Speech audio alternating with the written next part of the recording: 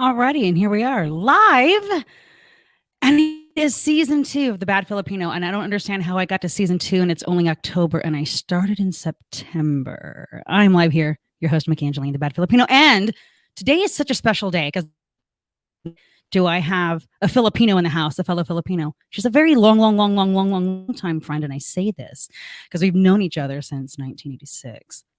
So without further ado, I bring you my good friend Michelle, Aguillon.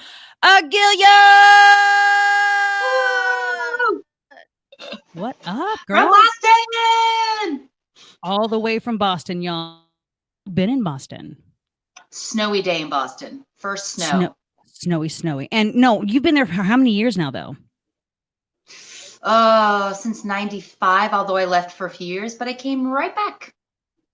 Man, so that means, because I saw you, I think it was last year, right, when you came into town. And then before that, I want to say it had been several years since I had seen you. And yes, because you've just been doing the damn thing in Boston. I mean, I'm so proud of you, by the way. So in this episode, we're going to go about 45 minutes, maybe an hour. We'll see. Michelle's going to do this awesome thing where, as we're live, she's going to make actual lumpia. And we're going to talk all about how she got into acting and theater, what she's accomplished, which is a long list of amazing things while being in Boston. And then also what it is to be Filipino during Filipino American History Month. And of course, elections in 4 days. And what that means to us as BIPOC, isn't that the BIPOC, Filipino women in America? BIM. So why don't we kick it off with, and feel free if you want to start cooking while we talk, it's up to you. But cool. So what is what is it you do now? You got titles and things, and then we'll go backwards to what brought your love to acting, and then how we became friends, because that story in itself is just awesome.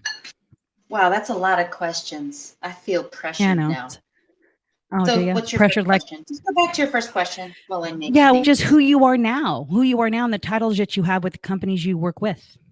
Oh my God. Organizations. Well, primarily, I just became the executive director at Creative Arts here in Reading, Massachusetts. It's a school that's been around since 1978. It offers music lessons, theater, and applied arts to kids, teens, adults. It's very cool. Very cool place. Congratulations on that. Well, thank you. I just started that in May. I'm amazed that I got an administrative role in the arts during COVID. I mean, I feel very fortunate. For real. So. Yeah. And then I also serve on the board at StageSource here in Boston. Serves the greater Boston area. We provide leadership and services to the advancement of arts and theater. We have, gosh, I don't know how many members we have, but we serve over 1,500 individual artists and about 200 related organizations. We unite artists. We provide all kinds of resources, information, employment opportunities, and yeah, it's a lot. But it's good work. It's really good work to do. You sound super duper busy, and you sound super duper loving what you're doing. Yes. Some days, honestly, especially during these last few months, there have been times I'm like, what am I doing? What am I doing? And then when I'm stressed out, I cook. Like you're doing now. So what is it you're making? What type of lumpia are you making right now? I am making Shanghai lumpia, but it's it's half pork, half ground beef, some green onions, the last of my green onions from the backyard, carrots, onions, soy sauce, fish sauce, salt, pepper. I think that's it. Wrap it in these, couldn't find lumpia lumpia wrappers. So these are the ones you can get in any grocery store. It's just the standard, the egg roll wrappers, right? Wrappers, yeah. I like the Filipino ones better, but this will do. And why is that? Are they thinner? It's been a while. They're thinner and they're crispier, I think. These are a little bit thicker. That's true. Okay, because The last time I rode lumpia, because I know I told you this, but I'm vegan now. I've been vegan for over 2 years. But the last time I rode lumpia, I mean, you still can make it without meat, but I do remember doing it with another Filipino friend, and they are thin. It's very like paper thin, so that you get more of the taste of the food inside and not the outer layer. And there's something about the flavor of those wrappers. They don't upstage anything. But True. I mean, I've played around with lumpia with different fillings. So vegan, right? You could do apple and cinnamon like you're doing apple pie. Yeah, but that's not the same. I actually, I mean food, not dessert, but you could do that. For me, but now this is the thing. They've come a long way with food that's prepared meat-like. So I could put the fake chicken, the fake beef. I mean, it exists, and it's just made with vegetables. Plant-based. Plant-based. It's plant-based. Usually it's like chickpea powder and stuff like that. Yeah. I've tried it. Those are really good. I grilled a few of those for burgers this summer. There you go. Those are pretty good. There you go. Yeah. It's come a long way. I think I came into being vegan at just the right time, because 15 years struggle. Yeah. That was a struggle trying to, and now how is it on the East Coast? Because like here in Northern California, because I'm in Sacramento, and especially in the Bay Area, there's a lot of places you can go that serve like either they're a completely vegan restaurant or they have many is that the same way on the East Coast, especially in Boston? There's not, from what I can tell, there's not as many here as there are on the West Coast, particularly Los Angeles, right? Because I've lived there too. But there's plenty enough around here. There's going to be more and more. There's going to be more and more, for sure. So I like vegan food. I mean, I'll eat anything, as you know, anyway. So. Right. And this is the thing, anyone can love it. You don't have to be a vegan to eat it. It's so good for you in general. The only thing you're going to probably miss is not having gas, not getting bloated. You'll miss that from eating. You really want to talk about that right now, Myki? It's the truth. I learned that. That was the first thing that happened to me when I transitioned over. But as far as taste, it's all in the way you season something, because rarely do I know of anybody that eat meat completely unseasoned, and some of it you can't even eat raw. You probably shouldn't eat any of it raw, but you know what I'm getting at? So it's like, it's all in the way you season your food. So however you season your fish, you can season your veggies or whatever. And you're right. It's great. I mean, the fact that they make popcorn chicken, but it's so good. I just tripped the first time I tried that. So then, okay, in Boston though, now that you've lived there for so long, is there a Filipino community there, an Asian community there? There's an Asian community here, yes, because there's several generations of Chinese here. But Filipino, there's not a lot of us here compared to the West Coast. And when you're talking about theater artists in particular, there's not. Sorry, I keep doing this with my glasses. It's all good. You do what you got to do, girl. Yeah, there's not a lot of Filipino theater artists, although I'm slowly meeting more and more.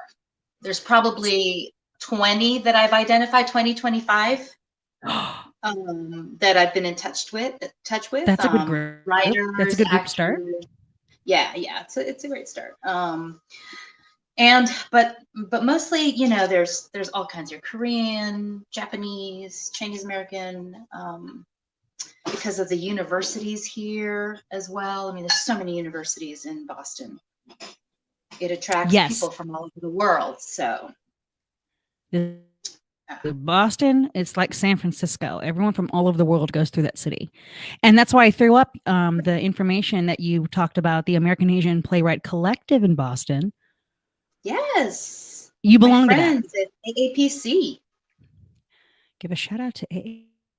And so what exactly, like, it's a collective of people that do what exactly? They're a collective of Asian American playwrights.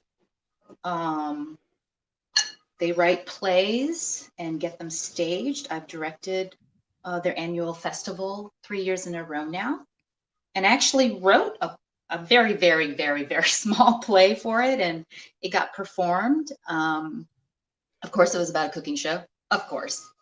Was it really? Oh, that's funny. It was. Oh, that's funny. Yeah. But yeah, it's a great group of people. We're trying to recruit more and more writers to talk about their specific um, experiences. As a matter of fact, I'm going to be directing two of the playwrights that are in the group for two different events coming up soon. So Oh, right that's on. Okay. very, very exciting. Yeah, yeah. And that's the other thing that's happening, right? There's no theater. I mean, there's no Yeah. theater on the stages, with the It's all exception of viral, isn't it? yeah, yeah. Everybody's doing it virtually, using Zoom or platforms like StreamYard, which is what we're using here. Um, Correct.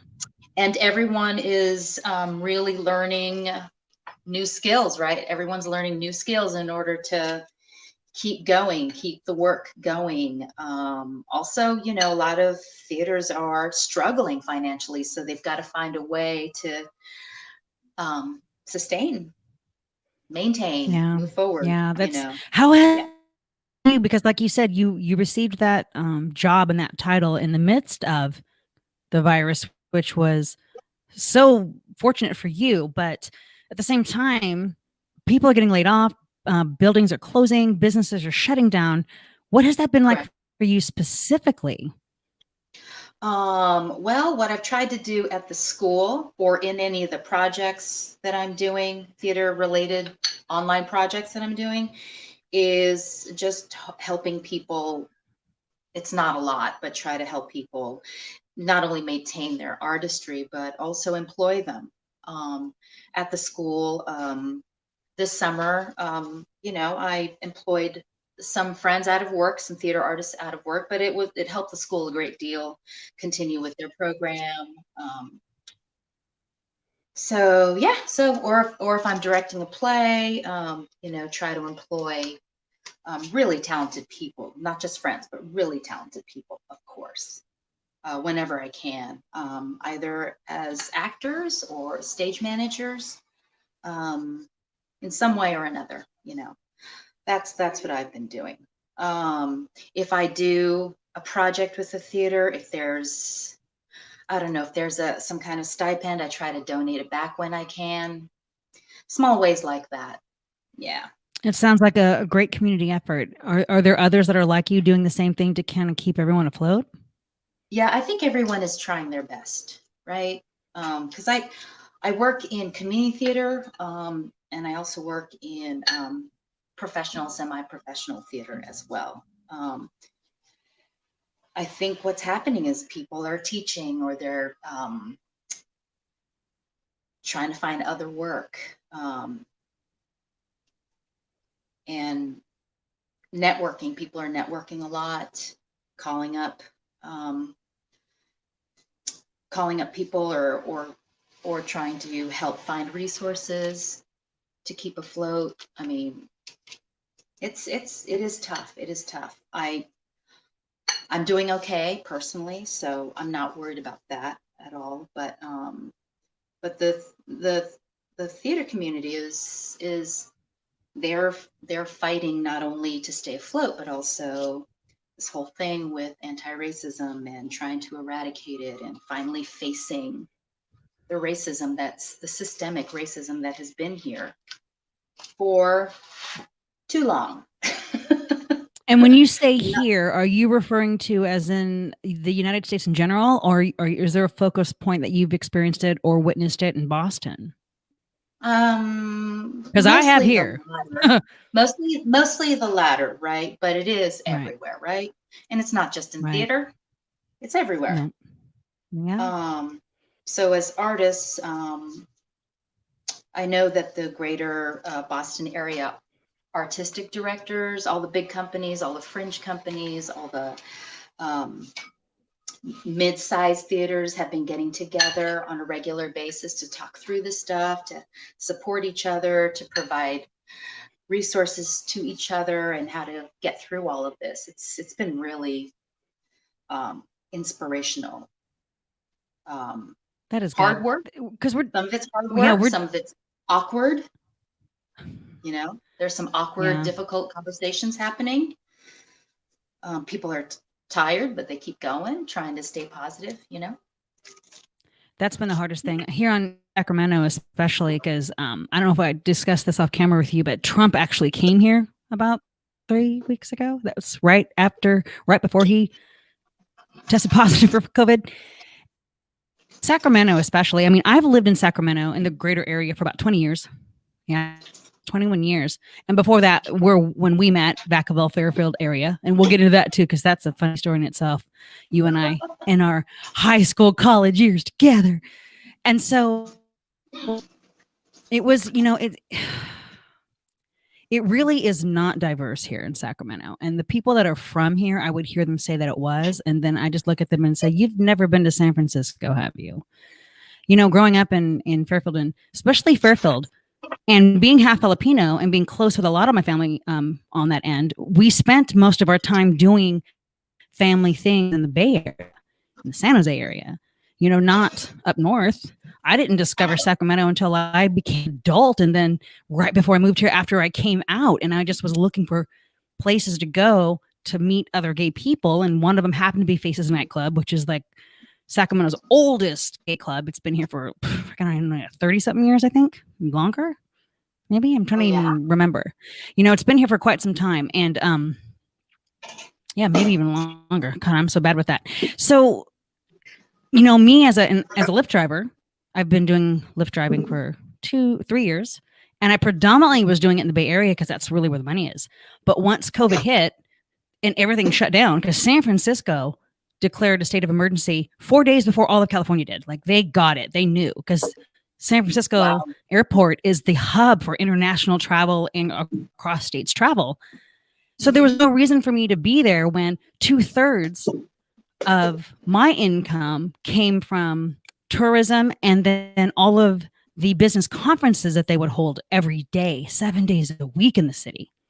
And then I thought, even if there were people that used it because the rates are higher, I don't want to be stuck on that side across the bridge if martial law happens. Like, when the first 2 months of COVID happening, since the person in charge at the moment had zero plan of what to do, all of us were flying by the seat of our pants. And too many people are not recognizing that, right? The ones that are still supporting him. The fact that we had no plan in place and we were kind of left to our own devices. Like, I'm telling you, the first time when I was still driving in the city, and it was sort of a ghost town, like people weren't ordering rides because the airport shut down, businesses pulled out of conferences, so those shut down. My favorite places to go for bathroom breaks is Trader Joe's. I don't know, they don't have Trader Joe's on the East Coast, do they? We do, and I love Okay, you do. Yes. And so the reason, for anyone who knows the Bay Area, the reason it's so awesome is because there's plenty of Trader Joe's in the Bay. The parking is free, so essential. The bathrooms are always clean, and usually one-use bathroom.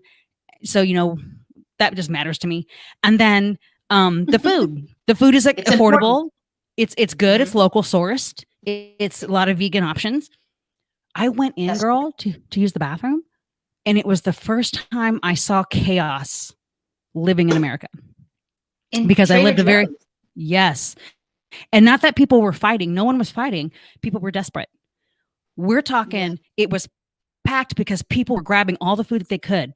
The bins in the middle, the shelves, empty. You've got workers trying to stock, and people are grabbing it out of the crates before it can even get to that worker's hands and up on a shelf. People were panicking. They were buying it. They bought out all the water. They bought out we're talking flour is missing, rice is missing, all the staples, right? Paper goods. Remember the whole toilet paper towel fiasco.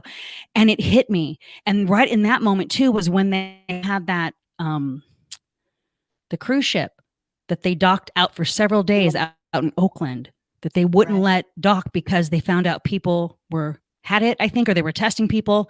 And these people were living on this freaking cruise ship for weeks until it docked in Oakland. It was floating in San Francisco docks. And I saw it as I was passing the bridge. And it just, the whole reality of, I don't know what's going to happen. We're living this in real time.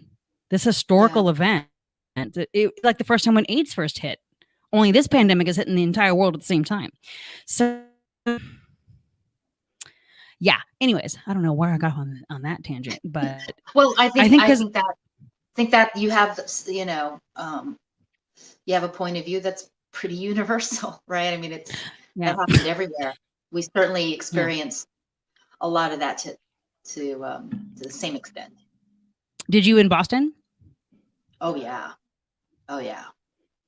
I remember talking to my daughter on the phone, and it was before quarantine, the official quarantine date, right? She was like, "You got to go to the store. You got to go to the store now." I was like, "Yeah. I have some calls to make. I have some, stuff I got to get set before, because things were starting to, right, kind of shut down on us." Yeah. And she's like, "You got to get to the store," because she had been stocking up. She had been watching this thing, and she had been stocking up, going to Costco, going to Target. Like, Wow. of course, she ended up getting COVID No. because she had traveled early on, a few weeks before everything closed, and she got it from a business trip that she was on. It's pretty terrible. Yeah. Oh wait, I I mean, think she's you did okay. mention this to me. She's okay though. That's right. You did mention this Yeah, because it was it was towards a the long beginning of it, haul. right? Yeah. Yeah, it was a long So haul, and yeah, her taste, sense of taste and smell is the last thing that's not quite almost. Well, it's almost there, she or almost has it not quite. back. She So doesn't what is have it back 100%. That's what I should say. shit? Yes. Yeah. So and you're enjoying is that the Filipino rum you were telling me about? Yes. Show it, My show good it. friend Mm-hmm. Hortense Gerardo introduced me to it. It's called Don Papa. Look Can at we do that. that Don on these Papa. live shows? Like endorse things? Can we do that? Yeah, you can sit there and talk about it because we're not getting money from them. This is Okay. free this is free But advertisement this for is them. it is made in the Philippines. Look at that label. I love that label. I don't even drink alcohol, but I love that label. Yeah, and here's the case that comes in. But That's my super good dope. friend Hortense Gerardo introduced me to that. She's a playwright, belongs to the APC. So I'm plugging my friend there. There it is. Filipino Beautiful. American playwright. Mm-hmm. Mm-hmm. Okay, So let's so these things are look at going in that. the back, as it were. They're going into the, let me just lift this up. Did you see the bath? Yeah. Look at that. I don't want to move my So camera. So I'll move the yeah, food to you. They're because it'll going in. probably fall. They're going in. They're going in. Nothing I could eat now, but I'm sure they taste delicioso. I don't know what the Filipino word is for I'll delicious because lie if they don't. I can lie to you because you will never know. I will never know. And I am a bad Filipino. This is why my show is called that because I'm really bad at being Filipino. I don't know the Ask Filipino. you that, like badass, bad, like bad, or I didn't know Well, what and that isn't that the great referred to. guys? Isn't that just the great guys? People can just think that. Sure. So let's dive into how we met, and then we're going to go into like the last play you directed, and we'll talk more about StageSource, and and then reminding people to vote. So you and I go super super back because I think I was the only friend in our group that didn't attend Solano Community College, but I hung out there almost every day. Oh, you did. That's right. Because Yep. remember the card Shout out to Solano College, SEC. Woo! woohoo, aka Rockville University. So people would show up and play the card game Speed. Remember that? Oh, vaguely. Wow. Yeah, I forgot about that. Thanks for putting that back in my memory bank. Yeah. It got our adrenaline rushing, remember? Because the whole goal is to be the first to get rid of your cards. It got your adrenaline rushing. I don't know what was more interesting, your adrenaline rushing or the actual game. I got pretty crazy with it. This is a fact, yes. And so for me, I had a job. I was like the only one that didn't attend college, and who knows why. I just didn't, but I loved to go because all y'all did. And I would sometimes go for the whole day and hang out in the break room in the cafeteria because you got cafeteria. Yep. Had we had all of this stuff, I would have zoomed it live. It would have been like a great episode of the day in the life of the 707 crowd, right? That was our area code 707. In the 80s, no less. I know. Oh, speaking of which, I'm going to throw that up. So everyone watching, take a look at this photo. Oh my God. I put the She year. looked with her glasses like an old lady because Well, so you look the same to me, right? I look like I'm in the witness protection program. That's me in the front with a Stop it. purse. Stop it. Number Yeah, one. a purse. Look at you. Number two, my hair is to my ass. It's permed because it was the 80s. And when you're Filipino, you have permed long hair. And Yes, this was that's right. probably a play, even though if you look behind me, that looks like motor oil. However, this was probably either at a friend's house party and or theater because that's where all It of was us theater. did It was a theater it was party. theater. It was a cast party. Yeah. There you go, cast party, because I always volunteered to help sell tickets. I ushered, I worked in the concession, but the cool thing with that was I could be up in the director's booth during the play. So I had like the best seat in the house. And all I got was phenomenal because I remember attending Grease. I remember attending Ordinary People. I remember I remember attending Sly Fox. This is how far back this goes, right? Oh, Sly Fox. Wow. There was so many plays y'all were in, and then I would go to, we're talking, Carla, Byron, Richard. It was, All Wilderness. Richard was in that. Yes. And Wait, which one? Take it with you. You can't take it with you. There you go. There you go. Oh my gosh. It was so. You can't take it with you? See, I can't even remember. No, it was Arsenic and Old Lace. Sorry. It was Arsenic and Old Lace. Yes. Because I have in a box somewhere, y'all signed the programs, the flyers, or the programs, the play programs. You still have that? Yeah. You know what I'm mad that I don't have? Do you remember slam books? Oh no, you don't. I didn't. I lost it. Okay, for everyone listening who's under the age of 30, I know they're not, but if you are, slam books is what all the little quizzes you do on Facebook, TikTok, all that now. So you created this book, and however many questions you wanted it to be was however many pages. And it was to get to know your friends better. And then you put 1, 2, 3, 4, 5, 6 down to 20. And then so like I would jump in there and pick number 3. And so my name on the first page, and then every question after number 3.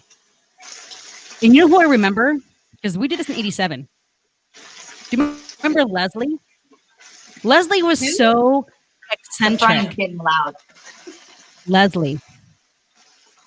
Oh, because you're frying lumpia. You don't remember Leslie? Leslie Mann. Probably. I just remember she was so eccentric with her because it was the emo music of the 80s. It was called New Wave, and she was way into New Wave, and she would dye her hair black. She's a white girl. She would do the makeup. She would wear all these loud Cyndi Lauper colors. I remember going to see her because she worked at a clothing store at the Solano Mall back in the day, and she's behind the counter. She worked at Contempo. And she's behind the counter in her New Wave looking like right out of 16 Candles. I'm remembering all this. I can't remember. I can't believe I'm remembering all this. Sorry. Oh my gosh. She looked to me, okay, because I was so conservative. I was not the person I am today. And I remember her wearing something that seemed conservative from the waist up. She comes around the corner because it was white underneath, like black lace over. She comes around the corner to give me a hug, and she's got this bright yellow like tutu with these tights and her boots, and I just thought, what? 87. The reason I bring her up she was into Cyndi Lauper and Madonna. Yep. And she looked just like a cross between both. She had the hair like big bow and the necklaces, but the reason I bring her up is because she had the most unique answer to me in one of my questions in the slam book. And one of the questions was, if you could go back in time, where would you go? And guess what she put? What'd she say? Front row of a Beatles concert. That is I would have never thought of that. And that would have been, remember. Yep. And of course, and Leslie answered like that. Leslie, where are you? I lost track of you in 1986. No, we all did. Gosh, fun. I mean, because you haven't seen it, but Richard's been throwing up these old photos of us. In fact, you're not in them and I'm not in them, but it was a trip that the group went to San Francisco, and is in it. Not like the Karen that we all call Karen, the literal Karen, who does happen to be white and blonde. Doesn't matter. She wasn't that kind of Karen. Karen's in the photos. So like Gary's in the photos, Byron, Karen, and then Shane before Shane passed away. But they all went to the city. And I didn't make it. Yeah. I don't know if you knew Shane though. He's from our high school. So he never made, I don't think he ever made it to Solano College. So I don't think you met him. But for me and all of us, it was like, oh, Shane. I'm just gonna pull that up while I pull it. So that's how you and I knew. And then because you and I are 2 years apart, we were nicknamed Big Fob and Little Fob just because you're taller and I'm younger, nothing to do with size like that. And for those, and it's another Filipino reference because Fob is fresh off the boat. And it's weird that we would. I was born here. I didn't even come on a boat, but yeah. Same here. I believe I'm first generation Filipino here of my family. Same here. Because with my, here we go. Oh, here we go. Wait till you, because with my my dad, his side of the family, that's where my Filipino comes from. My grandparents escaped to Hawaii before Hawaii became a state to give the family a better life, because this was in 19. Well, that makes sense because you have such a. Remember when I first met you, I thought you were Hawaiian, and then you said you were Filipino, and I was like, no, you're not.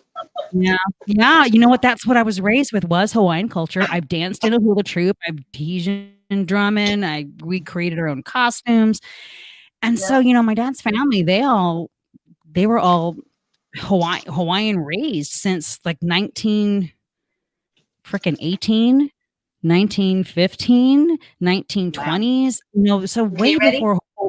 Sorry to interrupt, but you ready? No, do it. Can you see that? Look at that, homemade and all that, y'all. Homemade. I didn't make the Thai chili sauce because. Are you not into Thai chili?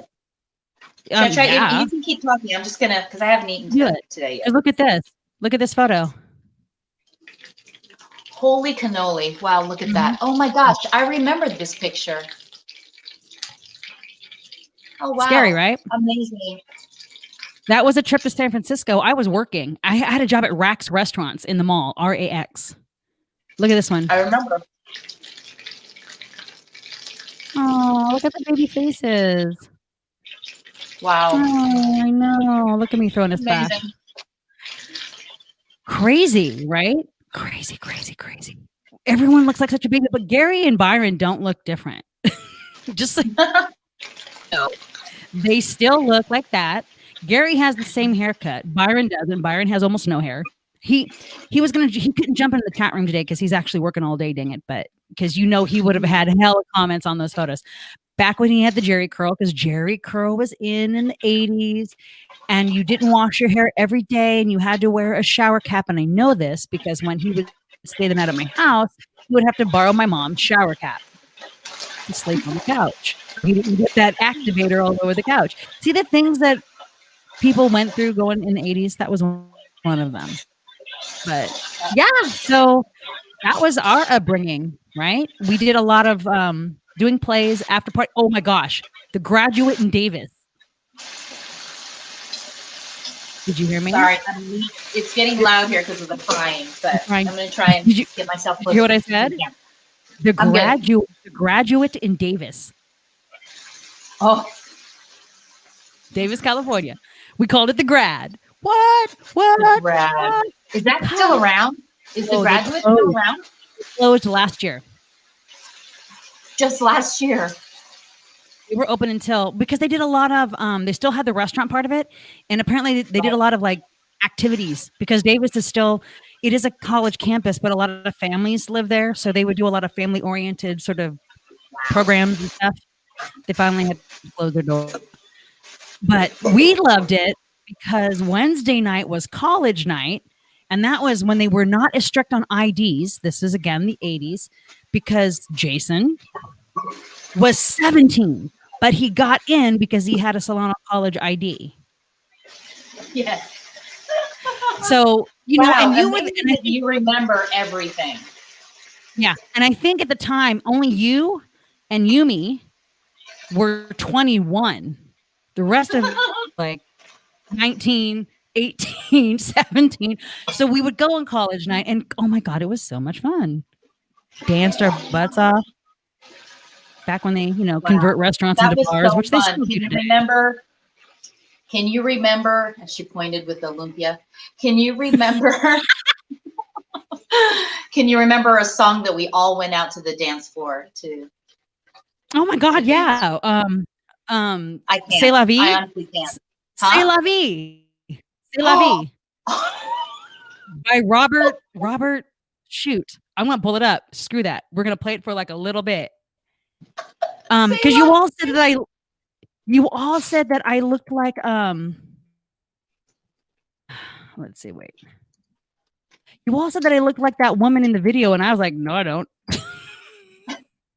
I don't even remember the video. Wow, your memory is amazing. I don't know if it's selective blockage of memory or Maybe. I just don't I don't remember know. because my brain is so bad. No, honestly, and watch as we talk about it, because I really feel like I got to pull that up. There were many. We dance. Do you remember? We don't have to take our clothes off. Here it is. Oh, so check. I'm going to sing it. I'm going to share the screen to Say La Vie. Watch this. You're gonna fracking die. Hold up. Hold up. Hold up. You're gonna fracking die. We're gonna share this. What oh my God. I'm is eating this? camera with my mouth full. This Just is do really... it. Just eat away. Look at this. Look at this. Can you hear it? Hold on. Mm-hmm. Here it goes. Oh my God.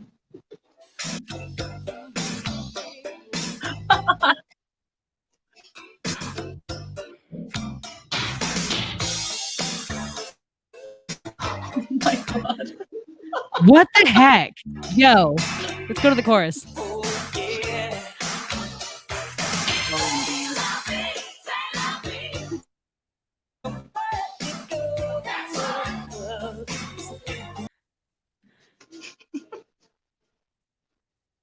See, that was the song.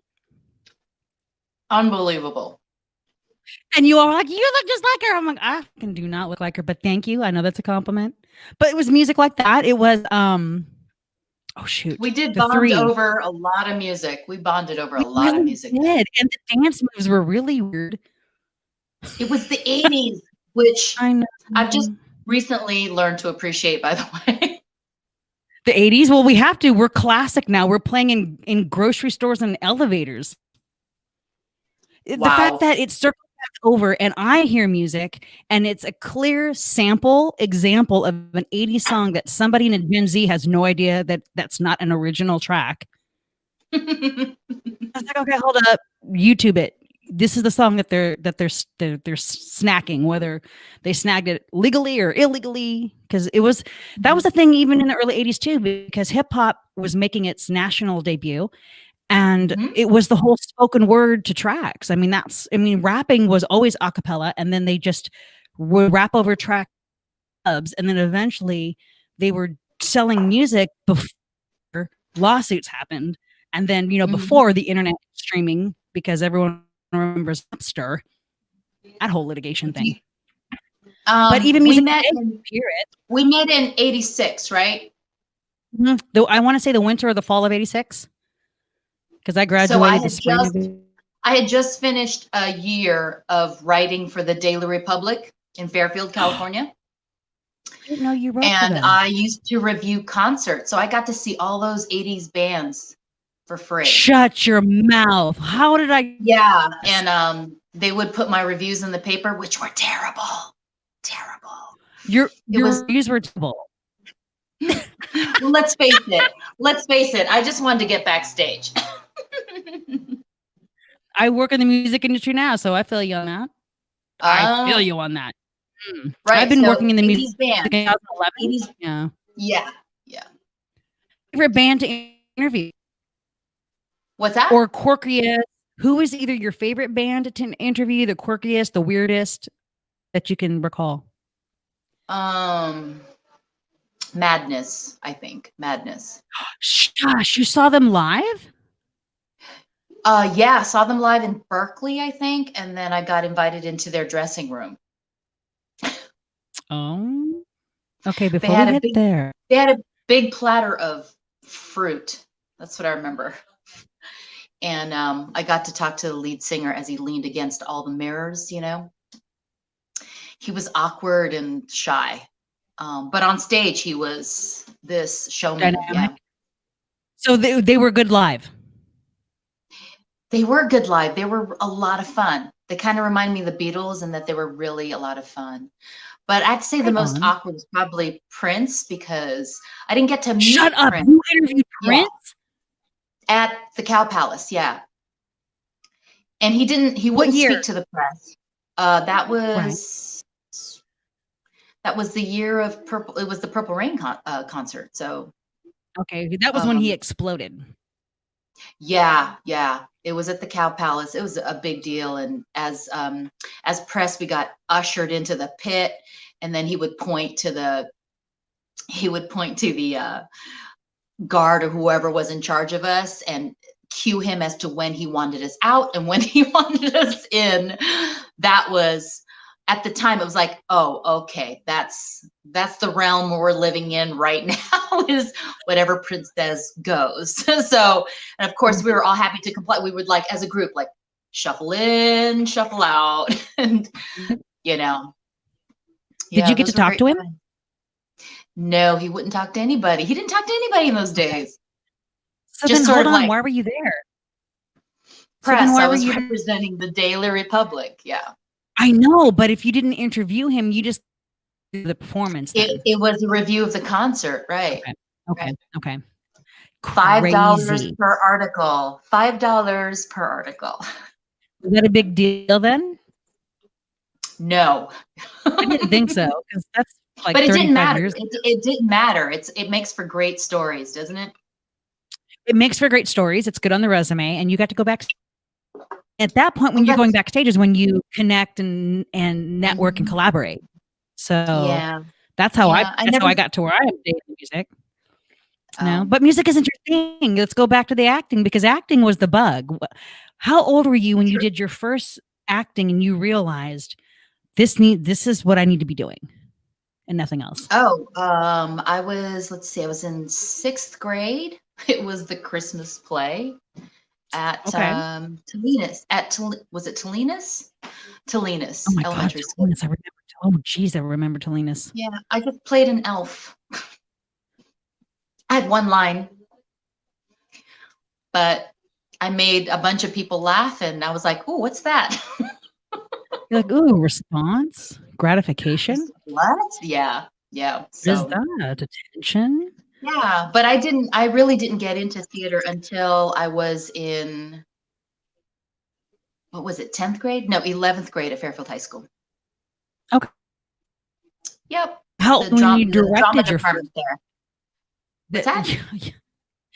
you directed. I'm sorry, say that one more time. Okay, I said, how old were you when you directed your first play? Oh, the year after I graduated from Fairfield High School, I was asked to teach the summer program. So I was Oh, 18, 19 years old. that's I hated it. impressive. What? Wait, you hated it? I hated it and never went back to it until much later, maybe 15 years later here in Boston. And now Interesting. I love it. Yeah, yeah, yeah. Because I remember you being really excited over getting you. I remember you auditioning for Ordinary People at Solano, and you Wow. actually got the lead role mother, and you were so overwhelmed that you were given that role because I don't think you auditioned for that role, No, I didn't. No. but you were I mean, given that role. I was only 20, 21. I was like, I have no business Yeah, playing this woman who's had two right. sons and one of them has committed suicide. So yeah, it was But it's a stretch as an actor, though, isn't it? It made you dig. it forced me to. I got booed almost every night at curtain call, which I guess is a No, wait, good wait. Wait, what? Oh, because of your okay, got you. Not for your acting, but your character. Oh, I Okay. don't know. Now that you now that you No, I mention mean, it. 'cause I forgot that the mom is really. Mm-mm. The mom is just, Yeah. Yeah, the I mom is felt under a lot of so pressure because mom. Mary Tyler Moore played that role, and I loved her. I loved that movie. But She yeah, did that really good. She did that role yeah, really good. You really had a she was hard great. time connecting with her, trying to understand how she could be so Mhm. shut down and take it so personal and make it so much about her, Yeah. right? Wow, that's amazing Yeah. that you You're remember that. So thank you. Thank you for giving that memory back to me, quite honestly, because well, I kind of well, blocked it out. oh, okay, so then moving on. What was the first play you directed once you got into Boston? Because you said it was 15 years in Um, between.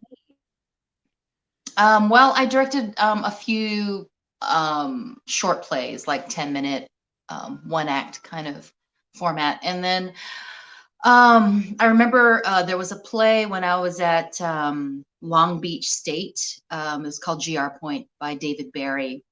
It was about young men camped out in Vietnam, and it was called GR Point, which stands for Graves Registration, right? And these are the guys that have to catalog all the bodies that come off the field. They have to tag them, identify them, tag them if they can, and then bag them and send them home. Oh, And we grew up oh, during the Vietnam War, so it was a different perspective that I just had never thought of before. yeah. Um, and I presented that to the theater company that I was volunteering at, saying this would be a great, um, well, flash forward from California State, Long Beach, I had remembered this play, and there was a part in it I wanted to play. There is one Asian role in it, and I thought this would be a really good option for the theater company I was volunteering for here in Boston, called Hovey Players in Waltham. Shout out, Hovey Players. A company that's been around since 1898, but incorporated in 1936. But we couldn't get a director for it at the time. Now, this is important. There are 4 Black actors in it, an Asian, a Latinx person. So it was very diverse. And in those days, that was what, 2003? It was widely believed there's no way you can cast this in community theater. Um, and there wasn't any interest by any known directors. And then the board said, why don't you feel so passionately about the script? Why don't you direct it? And I was like, no way, I can't, no. And then a good friend of mine, Lee Barry, who was on the board, said, hey, I'll help you. I'll assistant direct if you would take this on. So I did, and it was an incredible experience because, well, even though I loved the play, what resonated with me was a point of view that I didn't realize was kind of always there because my father was killed in action in Vietnam, and I just didn't. This is going to sound weird, but I didn't kind of put those things together. I Oh, was, okay. you know me, as like Yeah. compartmentalizing things, right? Yeah. So because it forced me to do research. I wanted to make sure we got things right. I brought in Vietnam vets to speak to the actors because there's no way they could relate to what was happening to these men in 1969. So I brought in some 2 or 3 Vietnam vets to talk with them and talk with Oh, us to make wow. sure we got things right. Yeah. And ever since then, I don't miss acting, really. Not really. Of course, That's there's not a incredible that lot you of did that. roles here that I would be cast in Boston, although there's much more now than there was then. So I actually Which get, is go ahead. I do have, I do seem to get approached for jobs, either for um, industrial films or films that are shot locally, or parts on stage, or there's a part that I really feel so compelled that I want to go audition for it, but that's rare. I'm mostly direct though. And you're right, because I mean, we were sharing that equally that video that depicted how Filipinos are really not cast as Filipinos. There's many actors Never. who are Filipino, but are always cast as a Latinx, Puerto Rican, Mexican, like anything but like Japanese, Chinese. You know, I've played all um, those. I've played all those you've played Japanese, all those, Chinese. right? Yeah, And yeah. and Because in me being a Boston, bad, I'm close enough. In Boston, I'm close enough. oh geez, you're close Yeah, I've been to told that play. twice. Oh geez, so that makes Yeah, it I know. so even harder for you to be cast in roles, and at least in roles that require that. Setting aside the fact that you're just not cast for being a great actor, regardless of, you know, your race and then let's kind of time skip, because I really want to, if you don't mind, if we can touch on this, because I just watched the special to remind me you grew up in the Philippines, so you're like Filipino, right? Well, or at least you were there when you were younger. Okay, so I was born at Travis Air Force Base, right there outside of Fairfield. Right. And then I was 2 or 3 and we moved to Japan because my dad was in the US Air Force. Right. Full Filipino also, because I know I'm mistaken for half Filipino, you know, because my dad's in the Air Force. But no, he was Filipino. My mom's Filipino. I am full Filipino, people. We come in all shapes and sizes. So he got stationed all over the world. So we moved from Japan. We were in Florida for a little bit. We ended up in the Philippines, in the hometown that both my parents grew up in. And so I was raised there for how long were you there? Okay. Just and that was during the Ferdinand Marcos reign. But that was the Ferdinand Marcos reign, correct? Oh, yeah. Oh, yeah. You know. Let me tell you what, this is how bad I am. Like, I knew who they were. History was not my favorite subject. And I always openly admit that being half Filipino means I grew up in a lot of white privilege, meaning if it didn't directly affect me, I didn't care to learn about it. And that's my own history, which meant the Ferdinand or the Marcos reign. And they just on Amazon aired like this last month, and I decided to watch it. I had no idea. I had no idea that Ferdinand Marcos and Trump are twins. They're twinsies, and they even knew each other, which is scarier. But the way Trump has been trying to run America is the way Ferdinand did run the Philippines. Yep. And also Duterte, right? The current president. Well, let's talk about but I mean, I want to know, can you share in like a couple of minutes what that experience was like for you? Did it affect all in certain, however it was? I remember 2 distinct things, right? I remember being with relatives who were bad-mouthing Marcos, and we were in Kutkut, which is a residential area, really tightly knit, like houses close together, Nipa hut type of houses. You know what Nipa hut means? It means they're made out of trees and leaves and things like that, the local palm trees and stuff. And I remember somebody was bad talking Marcos, and somebody said, shh, somebody might hear you. Right. Okay. That's one instance. Another was the neighborhood I lived in, Don Adriano Street in Diamond, I say it with a Filipino accent, Diamond subdivision in Balibago, in City. Yeah. In Pampanga. A security officer, because every neighborhood had a security officer. That's what I remember. 24/7. Yeah. And this one was shot in the middle of the night. He was just shot. I don't even remember why, but I remember all his kids biking over to where the security post was to see his blood on the sidewalk. And that was a common thing. Like that was do you know what I mean? Like, I don't even know why he was killed, but that kind of brutality was. That was for you the 70s, right? Yeah, that was 19. Or maybe even the 60s. No, that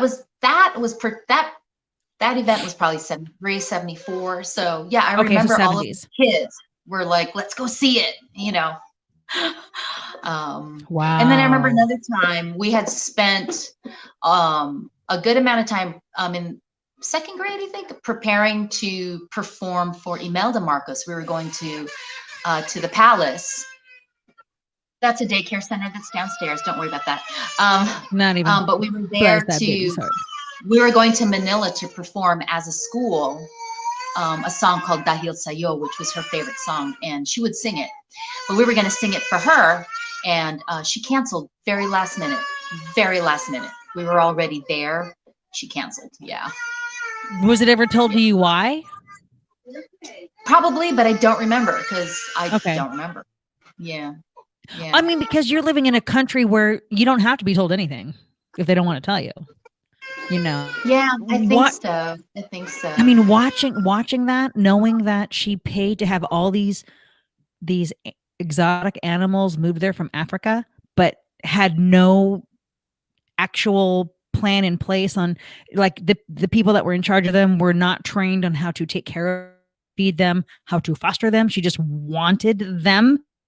And the fact that I guess they kind of it was, how did they basically strong armed Africa to have the animals, and pilfered so much of the money that was belonged to the Philippines into their own pockets, and Yeah, sound familiar? because they can talk about it now, obviously, and they even interview people when he did the whole martial law, which he had the Philippines under for 8 years, and they talked to 3 people who were kidnapped off the street, similar to what they did here during the BLM protests when they were just snagging people, but they would torture these people Mm-hmm. before they released them. I Yeah. don't know through that here. I think that, because they were using face software recognition to find these people in the streets Wow. here in America, you know. Wow. And so, I'm learning all these things, not really knowing about those details because I didn't pay attention to it because it didn't affect me here. And shame on me for that. But so if you want to see anybody, it's the King, call it the King something. Just look up Milda Marcus on Amazon pop up, but it's very, very detailed and it's very eye opening. And she's still, because it took them until I think just 2 years ago that they actually buried Ferdinand as a hero because the Philippines were saying no. And they just kept him mummified in a glass case like Cinderella, and Yes. every day and kissed the glass. Creepy. You know what I mean? But Especially when you think about who he was. Yeah, it's creepy. And yeah, it was, yeah, I know that even as a kid, I didn't like him. And that's probably the influence of the adults around me at the time. And also, going back there, after we moved here in 1975, we were sent back almost every other summer. My mother would send us back. Most kids are sent to camp, right? But our mother sent us to Camp Philippines, which was fantastic. We was it? loved it every time. Okay. Yeah. Oh, I loved it. Yeah. And Marcos was still in power in those early, those years. And yeah, it was, I remember every time we went back, it seemed to be worse and worse, Wow. and then eventually what happened, right? Yeah. Out they Yeah. go. But, I have to But see, now endorse, it isn't. They're back in now. That's the scary part. I know, which yeah. Mhm, There's a documentary out right now that everyone should see. It's called A Thousand Cut. It was shot and produced by a Filipino American filmmaker who went to Emerson College here in Boston, but she lives in Los Angeles, I think. Oh my gosh, her name escapes me at the moment. But it's Thousand about Cuts? It's A Thousand Cuts. I can send you the link, but it's Yes, please do. there's a journalist who was born in the Philippines, brought to Jersey, raised here, educated here, and then decided to go back to the Philippines. And she runs an online, wow, the name escapes me, newspaper like, but she's a journalist. She runs this, she's the editor. But the cat's coming to visit me. So if a cat comes right in front of me, that's Wilbur. Hi, buddy. But it's called A Thousand Cuts, and it's about oh my gosh, the journalist, her name is escaping me. This is terrible. It's not the rum, I swear to God. Maria. God. You're gonna have It's to called pull A this up Thousand in Cuts? editing. A Thousand I will. Cuts, yeah. Okay. It got released. It's being played at all the film festivals right now. So it's Her a name's going play. to come to me hopefully before the end of this. If not, I'm so sorry, Maria. She's like my new hero that I remember her last name so well. I can't remember her last name right now. Yeah, It's because so far completely everything slipping my popping up mind. is songs. A Why Thousand Cuts. songs? Maria. Oh, What's it anyway, about? What's it about? Calling out the current administration in the Philippines and that president. That's my roommate, Anna. She has to come into camera. Just say hi, Anna.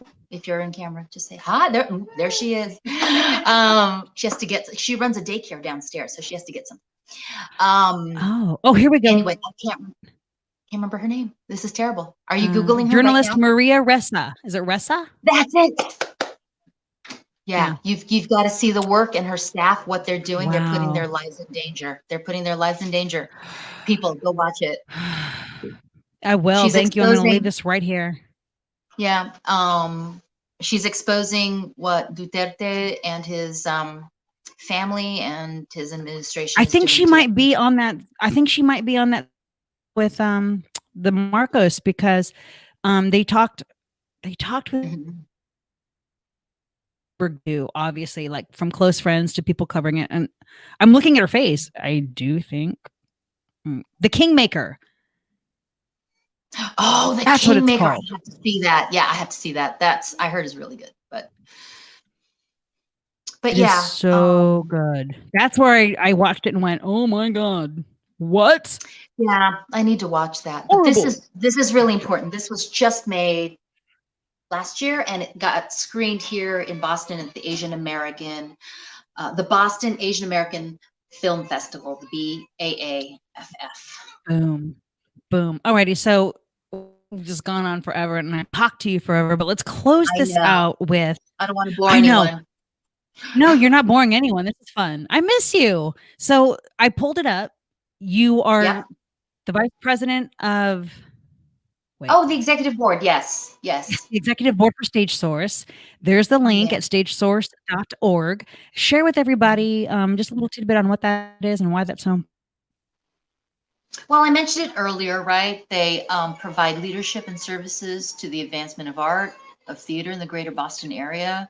We serve over 1,500 individuals and over 200 related organizations. We provide resources for the companies and related organizations and all the individuals with employment opportunities, how to connect and network with each other. The big push right now is helping everyone. Wow. It's a lot. It's we're dealing. That's my dog. Sorry, that's Hermione. We're dealing with how to deprogram everyone, right? Anti-racism. It's systemic. It's across the board. Not just casting it on stage, but behind the scenes in the administrative and board staffs. And so that's the work we're doing. We're doing it internally and externally. So very proud of that. It has to be. It's. You got to get down and get that root, get rid of it. Just get rid of it. Yeah. It's kind of like what we're trying to do in the next 4 days. We're trying. Oh my gosh. I know. I don't know if to go. Did you vote already? I was going to today, but it's interesting how it's limited because there's not a lot of volunteers. And so they've had to cut back on the hours and also the locations. There's only one near me. So I have a ballot. I got a mail-in ballot months ago, just in case. So. Well, you don't want to mail it now. Our ballot box is guarded by the local police. And okay, I was going to say, because you don't want to mail it now because it won't get counted. So important, right? Especially being non-white people who are not Trump supporters. Here in Sacramento, I keep blasting to people because, like, the Golden One Center opened up the arena to be able to go and early vote. But I was letting people know. There is a women's delicatessen here in downtown Sacramento that are very, they're LGBTQ friendly, BIPOC friendly, BLM allies, and they're registered official boxes inside their restaurant. And I say that, because you're not going to get judged. No one's going to stop you. And because that's where Sam and I dropped ours off. And then we went to the site to get the email and the text updates that our ballot was accepted and counted. You can do that too. And I encourage everyone to do that. Even if you go to the poll, you can still get tracked. Please do it. Please do it. You just Google it. Yes. So important. You need to know that.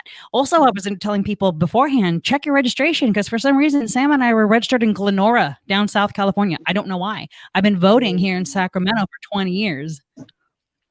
And for some reason, and Sam has been voting since she turned 18. And for some reason, they put us down south. So you know what I'm saying? And I Right. No, say you this have a because good point, because during, when we first went into quarantine, I checked my registration because I had just moved here and I checked it, and good thing I did.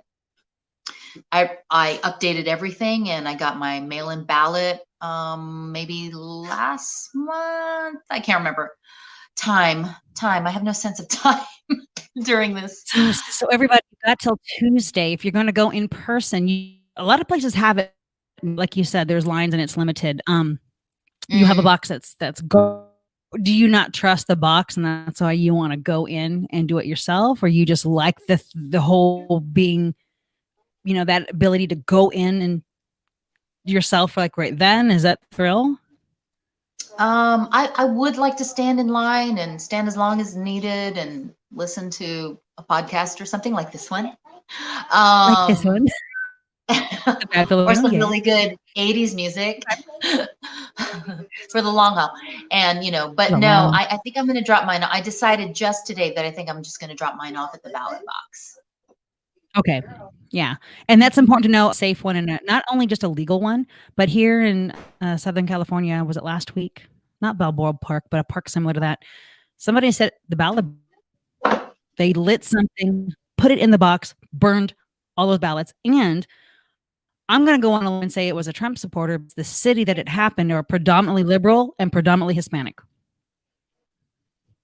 Just saying. That's a crime. That is criminal. No matter what, that is criminal. It's very criminal.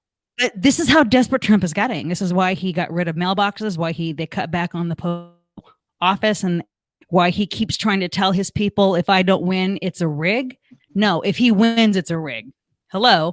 That mailing ballots is a sham, but then we're going to pull all the places in the struggling non-white communities, non-Republican areas, their polling places. But the cool thing is almost 76 million people have already voted, almost 80 million. Yeah. This year, all of the were pre-registered to vote are of age. Your Gen Zs and your millennials, mostly they've been pre-registered to vote since they were 15, 14 years old. I've worked with some of them. I worked with some of them like 3 years ago, right? Or 2 years ago. Mm-hmm. And they make up like 40% of the age group of voters right now.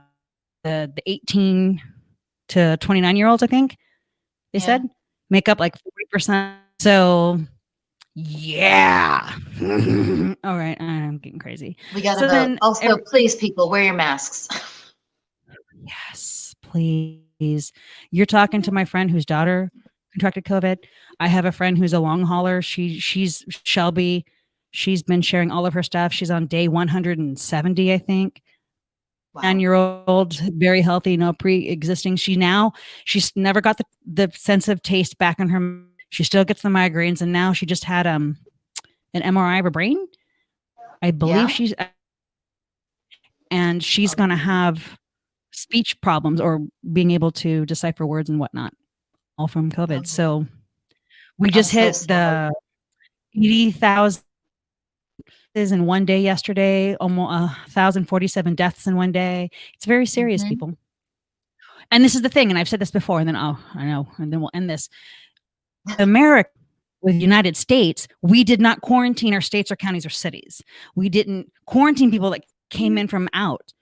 I know this because I was picking up people from the airport in San Francisco, and I would ask them whether they came from China or they came from Washington, which was the first city or America. Nobody was swabbed. Nobody was quarantined. We're allowed to cross states. Yeah. This is how the virus travels. When we don't cut it down because we think we're invincible, this is how and this comes from having no plan in place.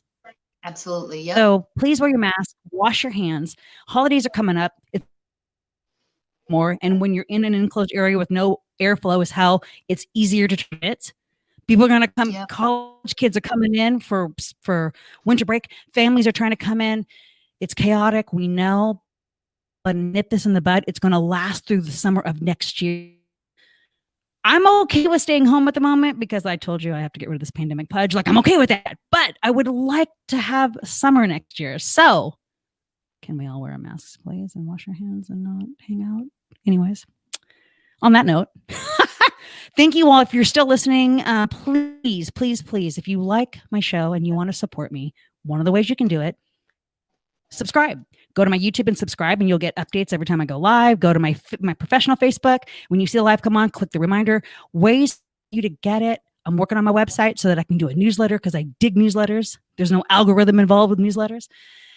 Because this is season 2, episode 1, with my longtime Filipino actress, amazing director friend, Michelle Aguillon. Did I get all that out? And who made freaking Lumpia live? Like, that was dope. Thank you for cracking season 2 for me. Amazing with your Filipino rum and your Filipino lumpia. And it was to see you, dear. You're doing good stuff. Lovely to see you always. Yeah. And remember, as we close this out, every day that you wake up, you determine how your day will go. So let us all do our best to manifest a safe, healthy, kick COVID in the ass, kick Trump out of office, November. Take care, everybody.